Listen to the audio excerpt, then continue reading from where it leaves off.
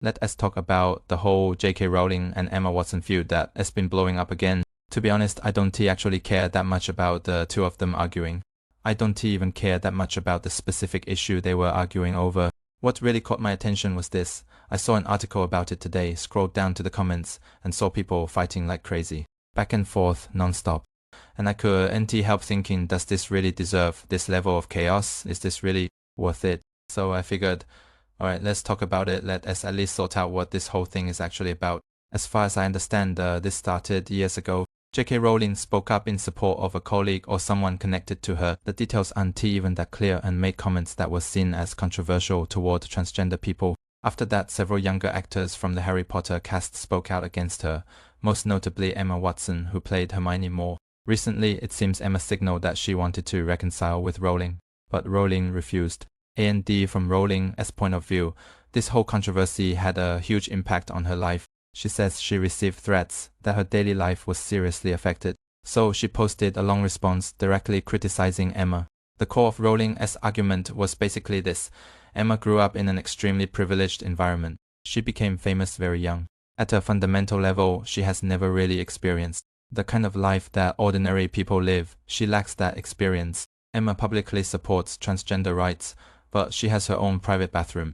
She never has to worry about sharing public restrooms with strangers. She doesn't have to face the fear that some women feel in those spaces. So, in Rowling's words, Emma is ignorant when it comes to real life. Rowling also said something quite sharp. She suggested that Emma had realized that criticizing Rowling was no longer fashionable, that the trend had shifted, and now because it was anti-trendy anymore, Emma wanted reconciliation. Rowling's response was simple. No, I don't accept that. That word fashionable is actually really interesting, because on the internet, your stance matters, your position matters.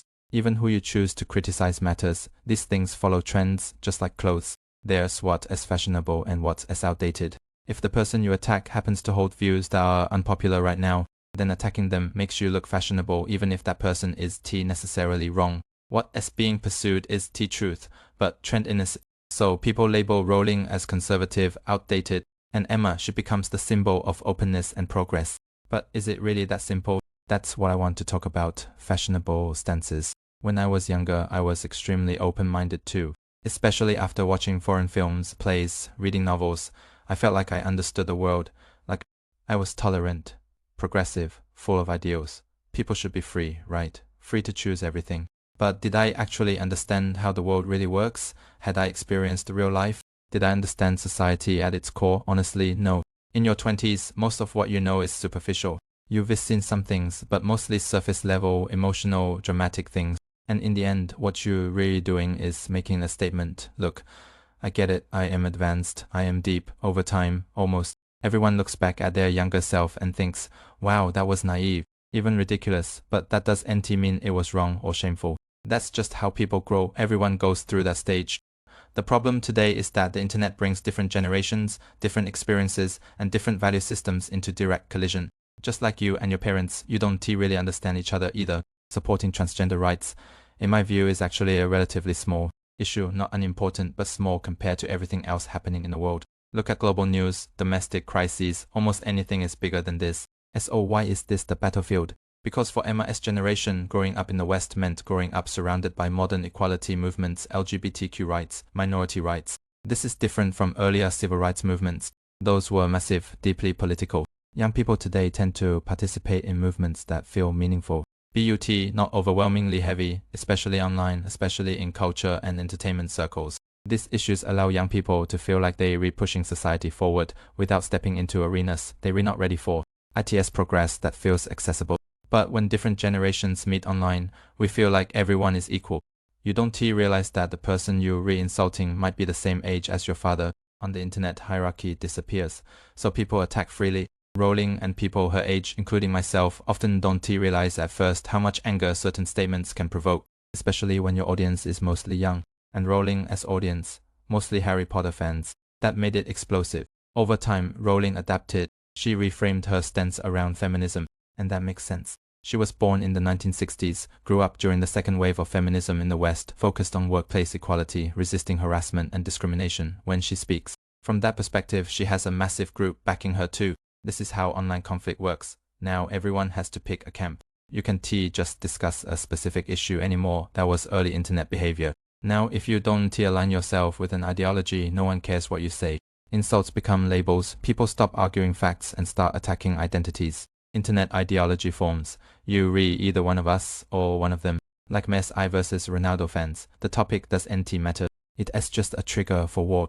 People get categorized, simplified, tagged. Sometimes the analysis is completely wrong, but the situation becomes extreme. Even brands are now part of these battles. Who do you support? Which side are you on? We are living in an era where opinions are incredibly sensitive. Self-media creators constantly manufacture new concepts for traffic, usually old ideas repackaged to look trendy. Concepts like burnout, self-consistency, none of these are new. They read just easier labels for today as emotions. Personally, I understand Rowling as world more, but I also understand the motivations of Emma's generation. Young people in the West are strongly shaped by cultural values, emphasizing individual rights, social justice, opposition to discrimination. They want to participate, they want their voices to matter. At heart, they are not bad people, they are idealists, passionate. In many ways, far better than people who don't think at all, but they are also limited by age and experience. They can be extreme, and sometimes they hurt innocent people. A big reason young people fight so hard online is that they lack real power in their families and society. They are mentally mature, but socially powerless. Responsibility hasn't been handed over to them yet, so they seek meaning, recognition, and identity online. And honestly, when you look at this whole Rowling Emma situation, you have to ask, does anyone actually care about transgender people here, or is this really about identity, alignment, and belonging? Most of the people fighting aren't bad people. They understand arguments, they are capable of reasoning, but they are fighting each other because they are the ones who can hear and understand each other. The people who truly disrespect others aren't even in these conversations. They never see them, they don't care. So the attacks are misaligned. People who aren't the worst get hurt the most.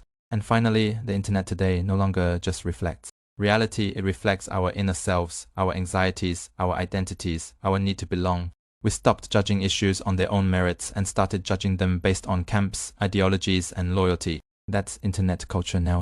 And that is really what this J.K. Rowling situation is about. That is all for this episode.